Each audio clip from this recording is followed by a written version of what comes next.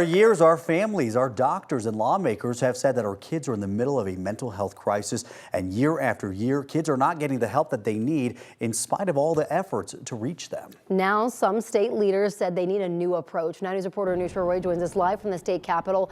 What do we know about this effort so far?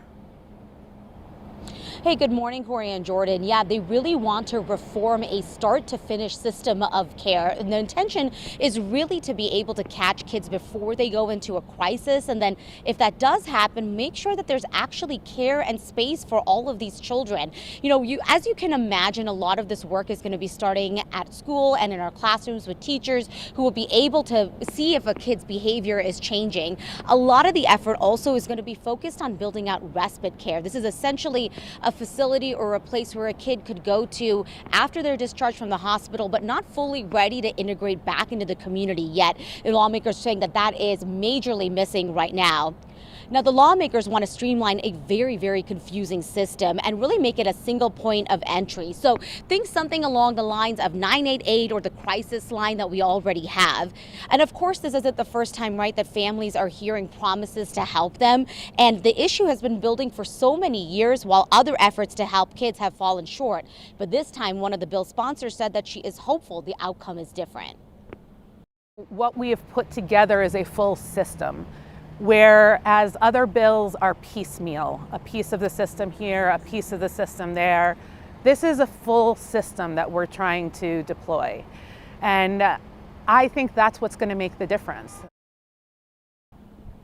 So we also heard from Children's Hospital Colorado that declared the state of emergency for youth mental health. And they said in a statement that despite the best efforts, it is still the case that there are too many Colorado kids waiting for days, weeks, and months in hospitals due to a lack of appropriate and less expensive community-based mental health treatment options. They're really hopeful that this Senate bill and other legislation that's being proposed and debated at the Capitol will really be helping these families out and really move the needle this time around. And if it does pass, as you can imagine, this is a really big lift. It's going to take time to set up a system like this. We're still dealing with a workforce shortage that is a very real challenge. And there are families right now that need help. And that is why services like the crisis line are so important. 988. There's also a program called I Matter Colorado that is offering free counseling therapy sessions for school-aged kids here in state. Reporting live at the Capitol, I'm Anusha Roy, 9 News. All right, Anusha, thank you. This morning, we're learning 2 people were shot in Denver last night. It happened at 29th and Gilpin. It's the second shooting in 3 days at that intersection. Those 2 people were taken to the hospital. We're working to learn more about how they're doing. We'll keep you updated. Right now, one of the teenagers accused of killing a young woman by throwing a rock through her window in Jefferson County is facing new charges for 2 separate incidents. Prosecutors say they happened months earlier and the victim survived. We spoke to one of those victims who said that he was in the car with his kids at the time. Michael Morosco said that someone threw a rock at his car last year while he was driving back from his birthday dinner. The rock hit the hood and smashed his front windshield. Morosco says the damage cost $50,000. A motion to add new charges was filed a few weeks ago. Morosco says he didn't know his case had been added until we gave him a call. Also right now, a man accused of stabbing someone to death outside of a laundromat near the Greeley Mall is claiming self-defense. In March, Greeley police found Will Brown with several stab wounds at the laundromat. He died at the hospital. Police arrested Michael Vergara for first-degree murder. Vergara told police it started as a fight inside and he felt like he had no choice but to stab Brown. Court documents show Vergara attempted to take out a restraining order against Brown a few weeks before the stabbing. It was denied. One of Brown's friends says he can't picture Brown being violent. He was just a big teddy bear. He loved everyone. He's looking down over us, and I know he's here in spirit. We talked to Brown's wife, who says she never knew Vergara had tried to file a restraining order against her husband. Colorado's universal pre-K program is still trying to work out the kinks. State education leaders are figuring out ways to make things easier. Chalkbeat was first to report on new rules. Under the new rules, most providers participating in the program will have to phase in smaller class sizes, eventually capping classes at 20 students. Teachers will also be expected to go through additional training. The state backed off a ban on religious instruction last year, but participating schools will now have to choose among state-approved learning plans. The new rules won't go into effect until fall of next year. A brewery in Denver is calling it quits after more than 10 years in business. Grandma's House says it's going to close by the end of the month. The brewery is on Antique Row on South Broadway. It announced the closure on social media Tuesday, saying the reasons are complicated, though the landlords didn't help. No last day has been announced. Well, at least 9 people are dead and dozens hurt following a 7.4 magnitude quake in Taiwan. Some buildings are now leaning at 45-degree angles, as you can see in this video. The quake hit on the east side of Taiwan, where landslides and falling debris hit highways along the coast. The island is now being rocked by aftershocks. Tsunami warnings were issued in Japan and the Philippines, but those have all been canceled. President Joe Biden says Israel isn't doing enough to protect civilians. In a statement Tuesday, Biden sharply criticized Israel for the deadly strike that killed 7 aid workers in Gaza, including 1 American citizen.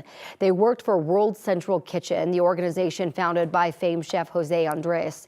The Israeli military insists the strike was a mistake. Biden says Israel's investigation must be swift and its findings must be made public. 2 more astronauts are heading up to the International Space Station. NASA's Boeing Starliner test flight will carry NASA astronauts Suni Williams and Butch Wilmore. They'll spend about a week helping NASA verify if the Starliner system is ready to fly regular crew missions. The test flight is scheduled for Monday, May 6th. A new federal rule now requires freight railroads to have at least a 2-person crew working on most routes. This comes in the wake of the train derailment in Ohio last year. The new rule also increases railway safety and addresses the job concerns of rail unions across the nation. Transportation Secretary Pete Buttigieg calls it a win for workers, communities, and the nation's economy. Today, severe storms are expected to hit Pennsylvania and parts of surrounding states. This morning, many eastern states are trying to clean up following major storms there. Officials are urging drivers anywhere in the storm's wake to beware of downed trees, hiding power lines. Up north, it's a snowy day in Maine, New Hampshire, and Vermont, with a blizzard warning in northern Michigan as well. And one thing you want to know about our weather, temperatures are going to be very mild for this time of year. Look at the 60s and 70s along the Front Range today. We'll see mostly sunny skies. Tomorrow, even a bit warmer. We're in the low to mid 70s, and we'll keep those sunny skies around. Thank you. Right now, we're dealing with gridlock on eastbound 270. This is our CDOT camera at York Street. We are normally not this slow at this time of the morning, usually closer to 7 at the end of the 6 o'clock hour. What the problem is, up at Vasquez, we are dealing with road work. Even though both lanes of travel are open and moving, it is causing delays, as you can see. We're up to a 21-minute travel time on that eastbound side of 270 between I-25 and I-70. So I-70 eastbound is going to be a good workaround option for you right now. Ooh, that's rough right there, Erica. Thank you. We do have a traffic alert for you. Expect closures on I-70 and Glenwood Canyon this morning.